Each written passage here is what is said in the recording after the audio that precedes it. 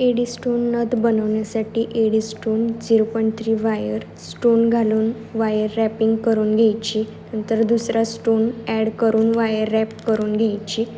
यामध्ये मी घुंगरू अटॅच केले आहे. लास्ट स्टोन ॲड करायचा आणि रॅपिंग वायरने फिक्स करायचा. आता ही वायर इथे तुटली आहे, तर आपण रॅपिंग वायर घेऊन ह्याच लास्ट स्टोनमध्ये अटॅच करून घ्यायची. हा प्रॉब्लेम जर आला तुम्हाला तर हे सोल्युशन ट्राय करा नक्की. नंतर इथे घुंगरू अटॅच करून फिक्स करून घेतले आहे. लास्ट राहिलेली रॅपिंग वायर ही एक्स्ट्रा कट करून घ्यायची. प्रॉपर शेप देऊन एक्स्ट्रा तार कट करून घ्यायची आहे आणि लूप तयार करून घ्यायचा आहे.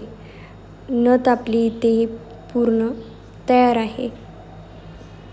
अशा ट्रिक्ससाठी फॉलो करायला विसरू नका. थँक्यू.